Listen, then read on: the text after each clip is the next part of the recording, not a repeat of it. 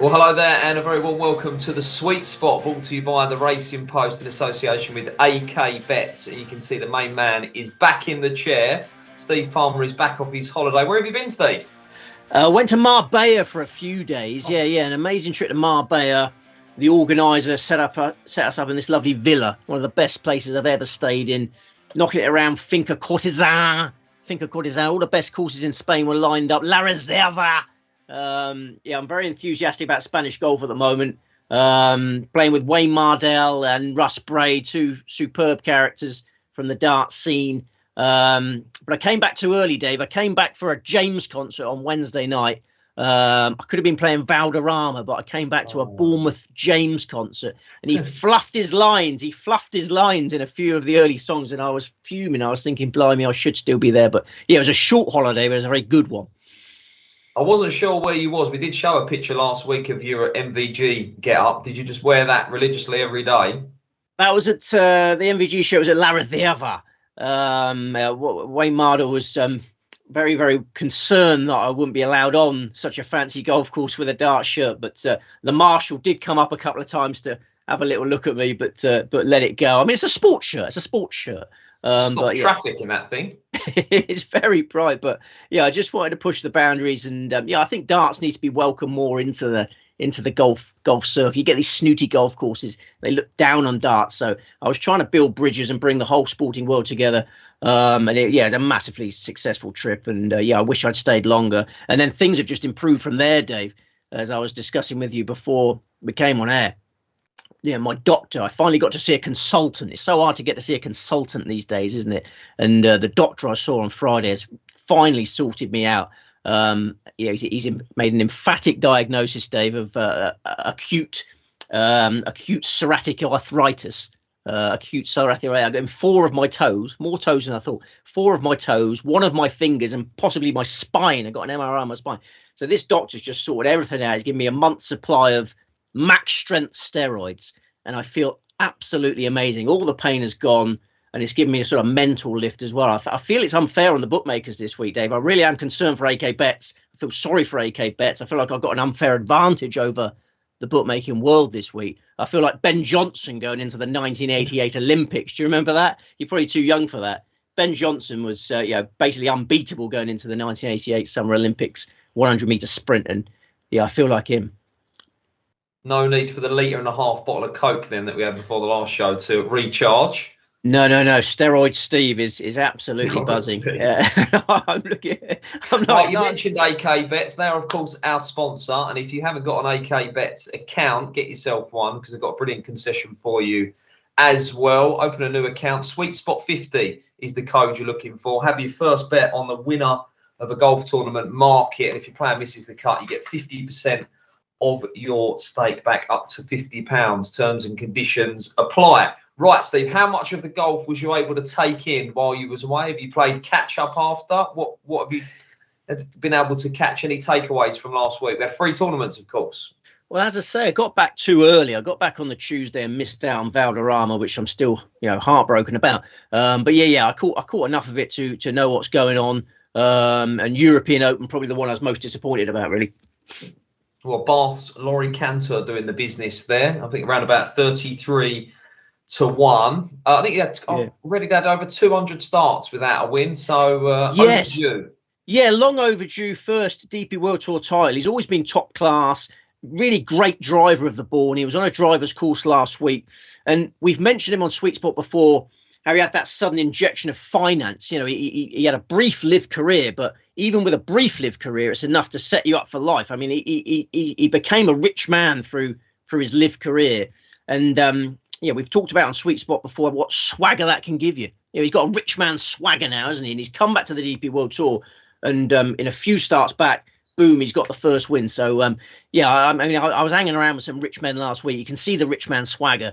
And Laurie Cantor's got that now, and should become a more prolific DP World Tour winner if he stays on this circuit. Good stuff. And Canadian Open, Bobby Mack with his dad on the bag. What a story!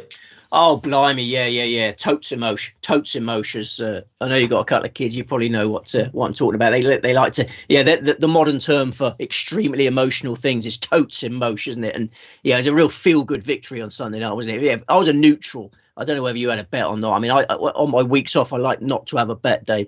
I like to cleanse my brain. And when I tuned in on Sunday night, I was cheering for Bobby MacIntyre. And he's just a salt of the earth character, isn't he? Salt of the earth character.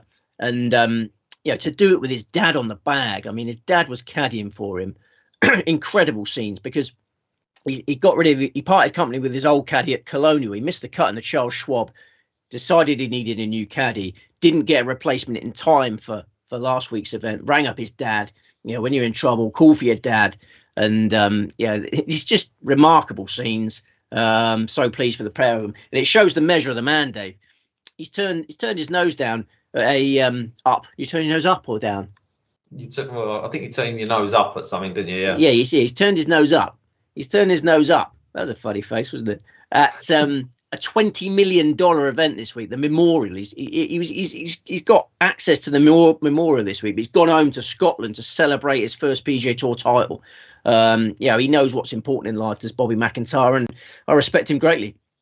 Yeah, good session, I'm sure, north of the border. Buckfast all round. You ever tried Buckfast, Steve? Buckfast? No, what's that? What's that concoction? Like rocket fuel is what it is. I can tell you that much, yeah. Is it? Is a spirit, is it? Yeah. I mean, I tend to just drink copious amounts of Tennant's lager when I'm up there, but maybe a beautiful moment as well, where he mentioned in his interview afterwards that his mum and dad are going to be mortgage free as well because of that. Yeah. And that's the dream, right?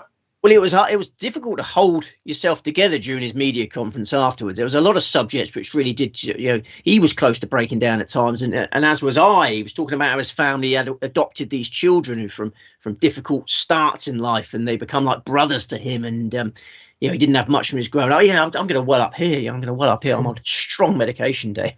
But yeah, the US Women's Open. We'll move to the Women's Open as well, because we want to get on to this week's action, should I say?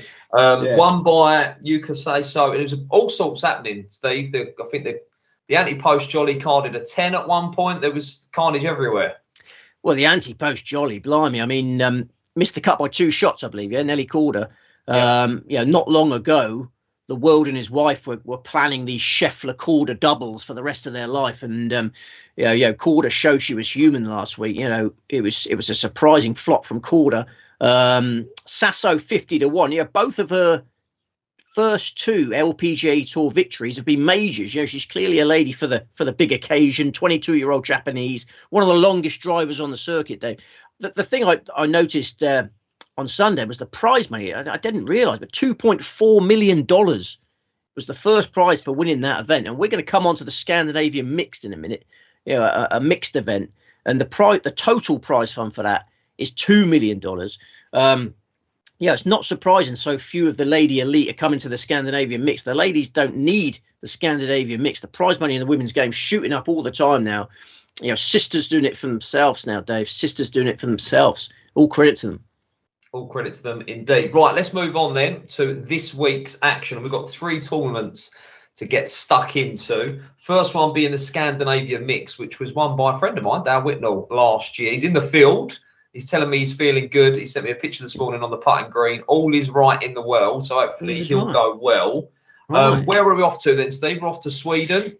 Yeah, we've got a new venue, Vasatorps Golf Club, Helsingborg, Sweden. 7,295 yards from the men's tees, 6,342 yards from the women's tees, par 72, 4 par 5s, field of 156 going to post, 78 males, 78 females.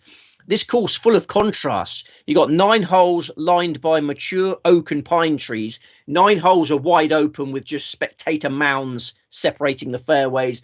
Loads of quirky features, rocky outcrops, little walls here and there. It's a fiddly course from tee to green. The dance floor's full of contours. It looks an interesting track, but the DP World Tour, they can't seem to take the plunge, Dave, and give the ladies the head start they need. They keep having the total distance between the men's and women's tees at around 1,000 yards. That's about 55 yards a hole. I think they need to make that gap wider to make it fair. I think they're basing it too much on a freakish performance from Lynn Grant, you might remember, in 2022. Lynn Grant won by 9 shots that year.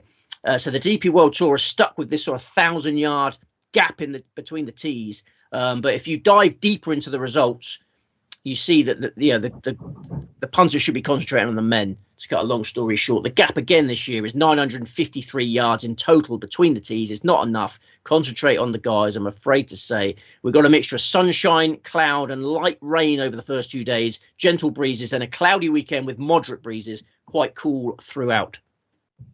Right, shall we have a look at the market then? Right, it is 16 the field, Rasmus Højgaard, Sebastian Soderberg at 18s, Alexander Björk at 22s, and then big pricing. This is what a golf market should look like. We'll have a little bit of chat later on because I know Scheffler's as short as 4-1, but it's 16 the field. Steve, nice, wide open. You're telling us to focus on the men. How many in the team this week? I have 2 selections.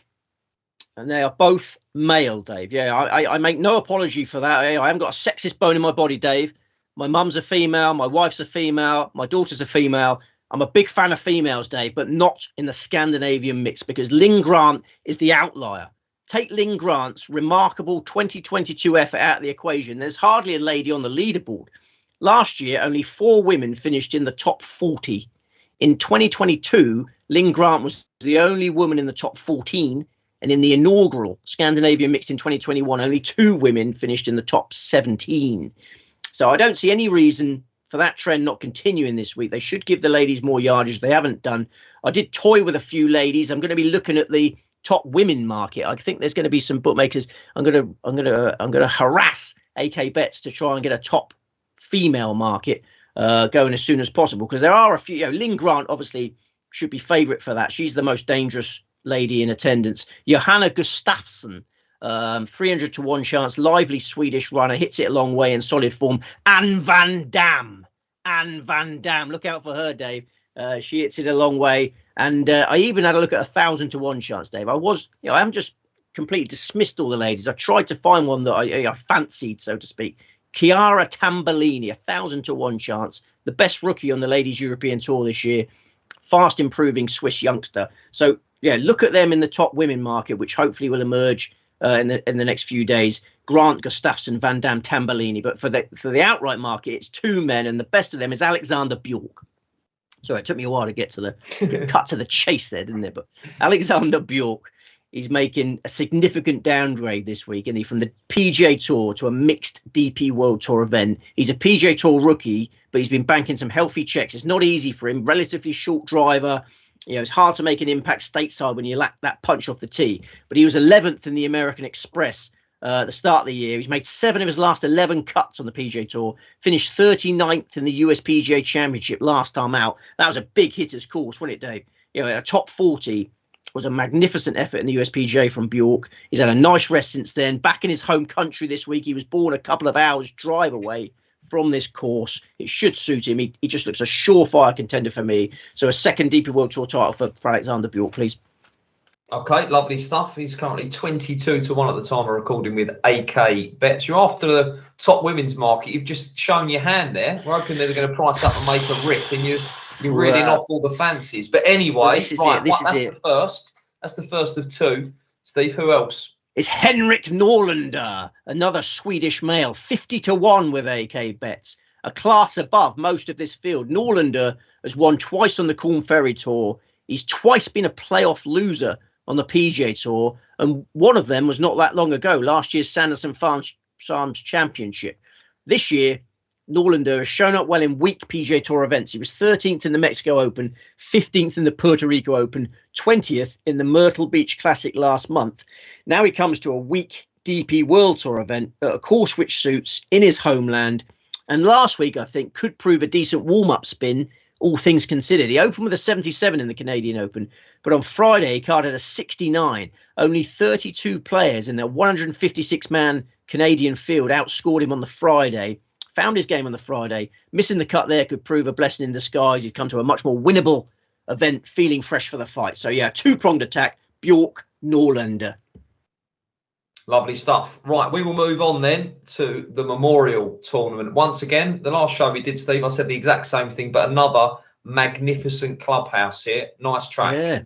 Yeah, lovely jubbly. Yeah. What's this one called? Has it got a nickname? Is Dublin, Ohio got a nickname? Muirfield. I don't know what the clubhouse is called, but I do like a nice clubhouse. But you had Cowtown, I thought last time I did. Yeah, Cowtown was Colonial.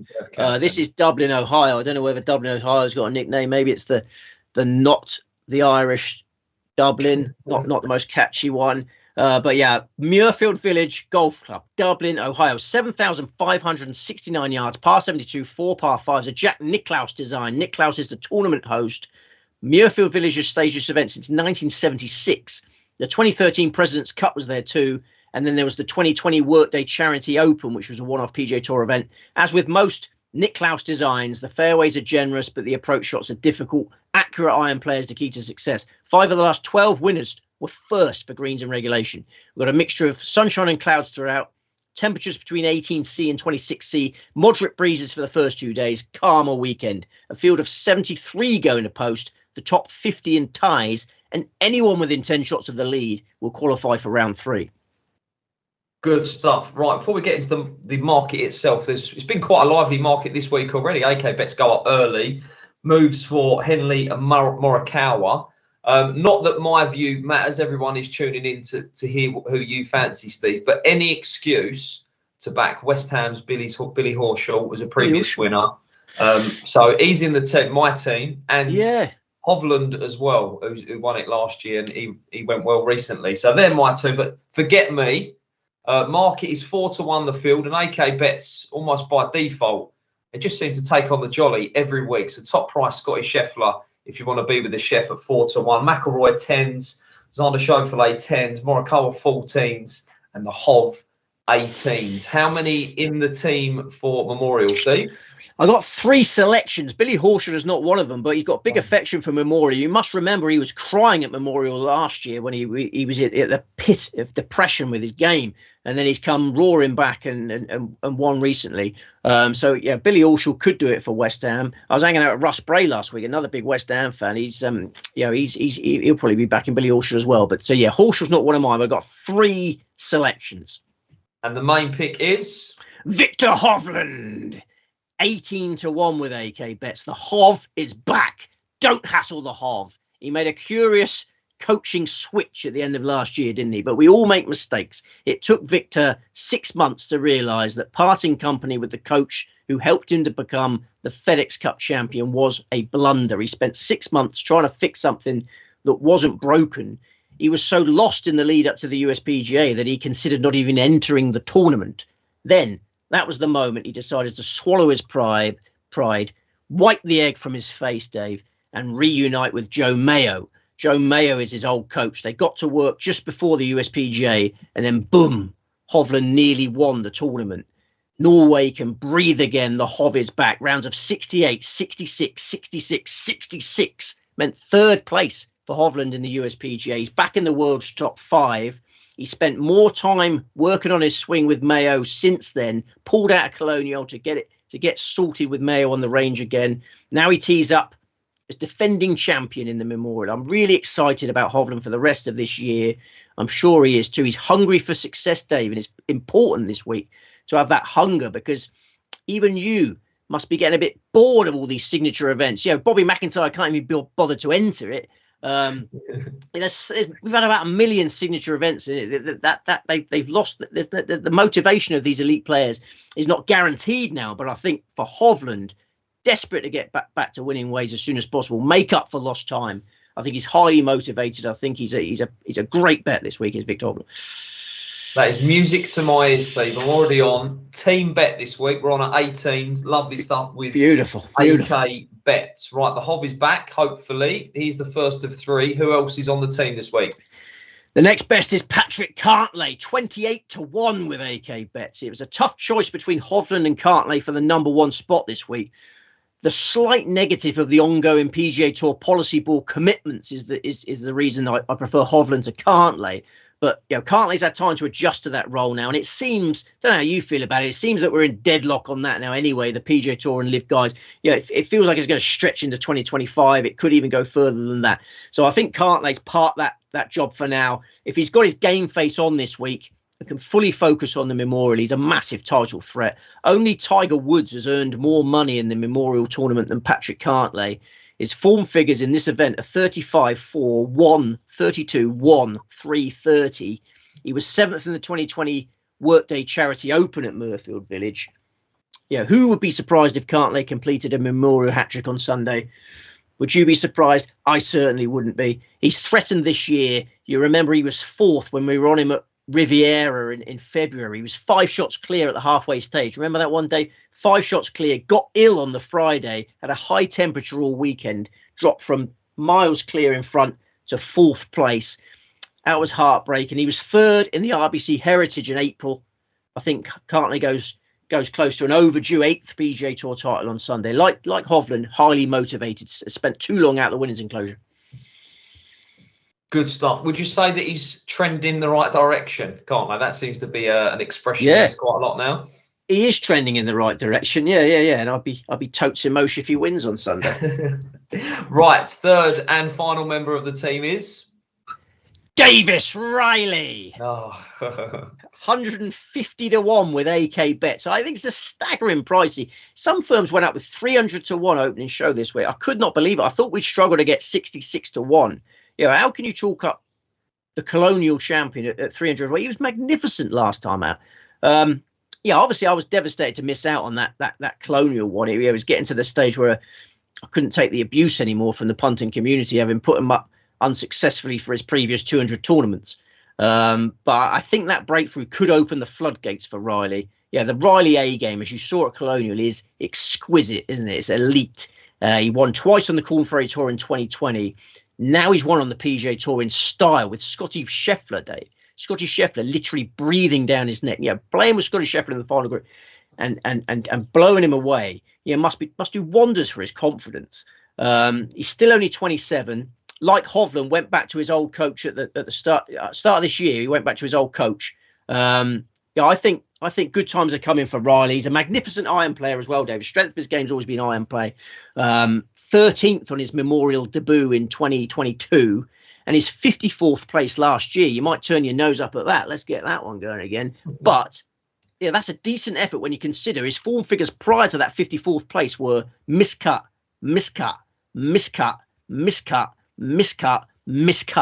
He missed 6 consecutive cuts coming into Muirfield Village in a terrible slump. Still managed to bank a decent check. This time he's arrived full of beans. Full of beans, much like yourself. Don't beat yourself up, Steve, about Davis Riley, because a lot of people in the comments below the video did keep the faith and were with him purely sort of on your say-so. There's a lot of people, I hope Steve's had a saver bet, anything on Davis Riley, which sounds like you didn't, but take some sort of comfort from the fact that some of your followers did. That's good. I'm glad people kept the faith because it was a long time coming. But as I say, I think now he's off the mark. You could see the relief. The monkey was literally leaping off his back, wasn't it, as he cuddled his dear wife. Big things are coming for Davis Riley. He's a magnificent bet. There's a massive price. And that winning a title, that winning feeling, getting over the line, the mental side of the game is massive. We so often see players in contention and they do crumble late because of the enormity of winning a title. So floodgates may be opening. That's it. No, I make him no bigger than 50 to 1 for this. I know it's an elite field and better than what he beat at Colonial, but by far the best outsider. Good stuff. Right, 2 down, 1 to go. We've got the Houston Invitational then to come as well. Right, we are off to a place called Humble. Here, Steve. I've got a stat for you here as well. Information. I know people are eager. I've had the bridge chat. Now, DeLorean Motor Company, of course, made the famous motor vehicle that featured in Back to the Future.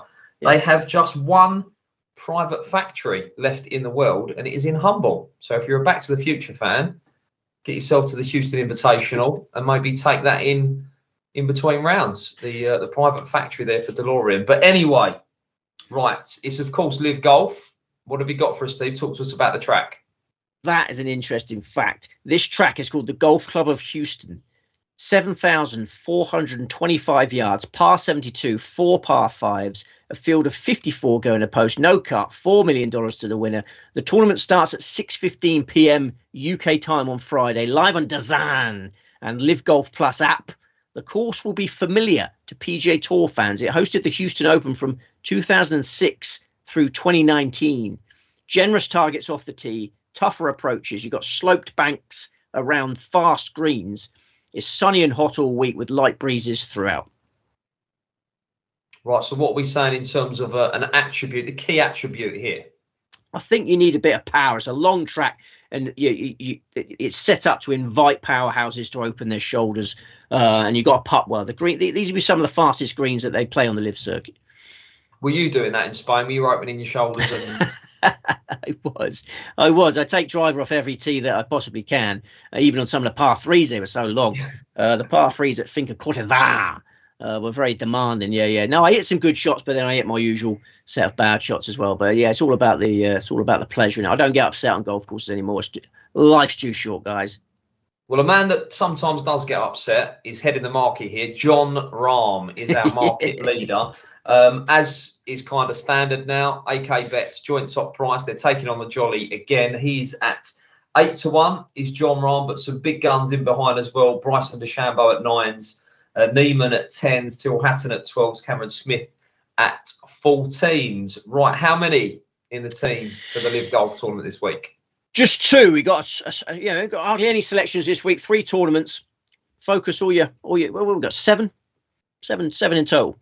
Yeah, right. So main pick is Bryson DeChambeau, 8-1 with AK Bets, who dazzled us at the US PGA Championship. He came so close to pushing Xander Schauffele to a playoff there. Schauffele admitted afterwards he was so relieved to avoid a playoff with DeChambeau because DeChambeau's length on that 18th hole was such an advantage.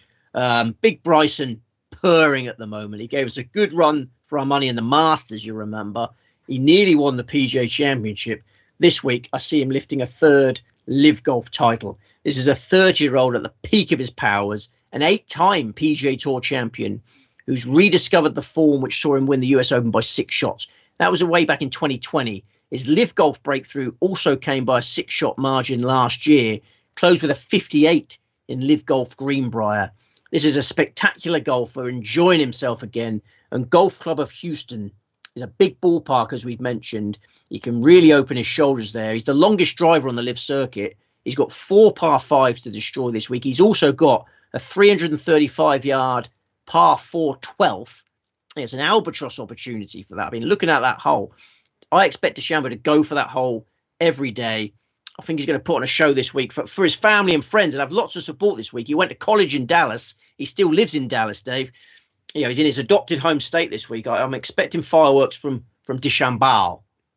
He will open his shoulders off the tee, definitely. Right, he's the main pick at 9-1 with AK Bets. Who else have you got, Steve? The next best is Thomas Pieters, 40-1 with AK Bets. I cannot resist any longer.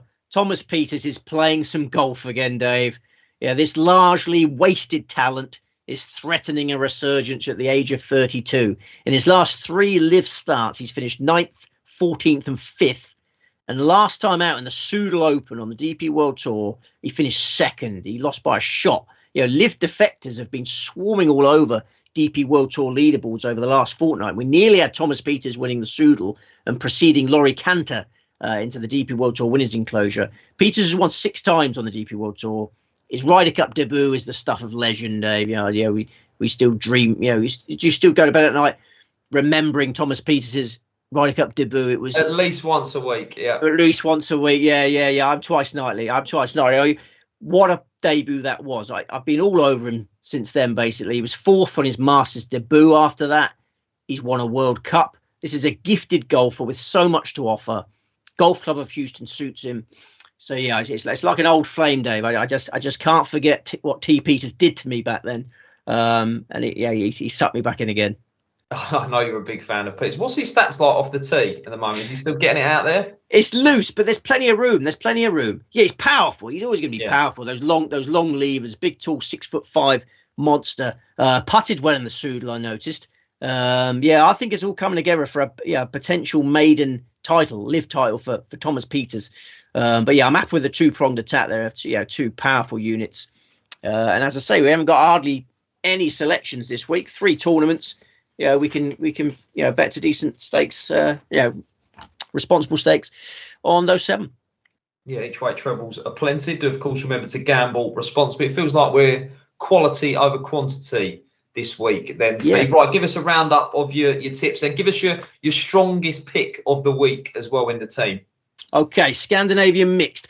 Alexander Bjork, Henrik Norlander, the Memorial Tournament, Victor Hovland, Patrick Cartley, Davis Riley, Live Golf Houston, Bryson DeChambeau, Thomas Peters. If you're just having one bet, I mean, it's you should always look at weather forecasts for that. If you just want a fair wicket, don't you? Like with Blandy, when you asked me to name my best bet for the last time we linked up, should have said Blandy because the weather forecast made it a fair wicket. Went with Homer because I thought Sheffield was not going to play. That ended in tears. Best bet, great question. I think I've got to go with Bryson DeChambeau. I mean, how does he play badly at Golf Club of Houston? That's a rhetorical question.